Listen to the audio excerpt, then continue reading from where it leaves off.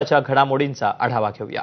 पाकिस्तानसाठी हेरगिरीच्या आरोपांवरून सध्या 11 जणांना भारतीय सुरक्षा यंत्रणांनी अटक केली, तर अनेकांची चौकशी सुरू आहे। पण या अटक केलेल्या गद्दारांपैकी बहुतांश जणांमध्ये एक कॉमन दुवा आहे, आणि तो म्हणजे दिल्लीच्या पाक उच्चायुक्तालयातून हाकलून लावलेला अधिकारी एहसान उर रहीम उर्फ दानिशनं भारतीय नागरिकांना हेर बनवताना अनेक गोष्टींची भुरळ पाडली।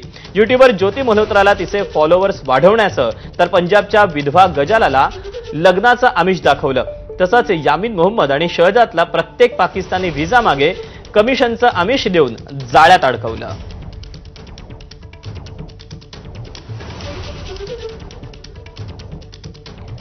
ज्योती आणि पाकिस्तानी गुप्तचर यंत्रणा ISIचा अधिकारी अली हसन यांच्यातलं व्हॉट्सअॅप चॅट आता समोर आलंय।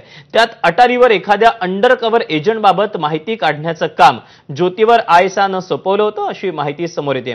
अंडरकव्हर एजंटला भुलवून एका गुरुद्वारात नेण्याचे आदेश अली हसन ज्योतीला देत असल्याचं चॅटमधून उघड होतंय। पाकिस्तानी ISI संघटना ज्योतीचा वापर भारतीय गुप्तहेरांची माहिती काढण्यासाठी करत असल्याचं हे धक्कादायक जे पुरावे आहेत ते आता समोर आले। जब आप गए थे अटारी, वहां प्रोटोकॉल किस किस को मिला था, असं अली हसननं विचारलं। त्यावर ज्योतीनं उत्तर दिले, किसको मिला, मुझे तो मिला नहीं। अली हसन म्हणतोय की इट मीन कोई अंडर कवर पर्सन हो जैसे, यार पता चल जाता है देखकर। आपको कैसे निकाला था या अंदर उसको अंदर लेकर आना था, इट्स माय मैटर। उसको अंदर गुरुद्वारे में ले आना था आपने, रूम में दोनों को बैठा देना था, अभी लगे रहो।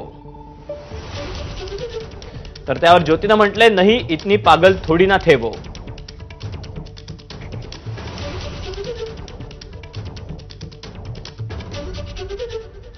पाकिस्तानसाठी हेरगिरी करणारी ज्योती मल्होत्राच्या डायरीची पानं एबीपी माझाच्या हाती लागली आहेत। पाकिस्तान फिरून आल्यानंतर ज्योतीनं तिचा अनुभव या डायरीत लिहून ठेवला।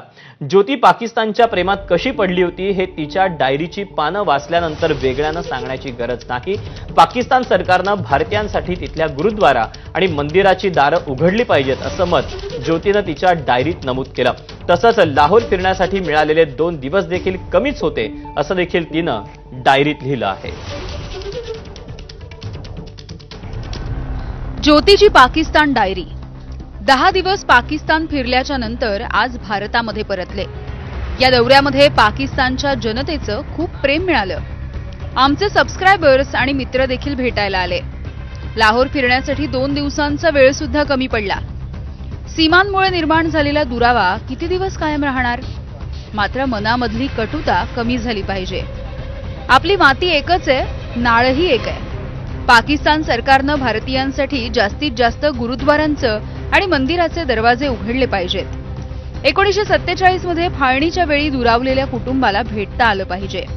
पाकिस्तानबद्दल जेवढं बोलावं तेवढं कमी आहे, क्रेझी आणि कलरफुल।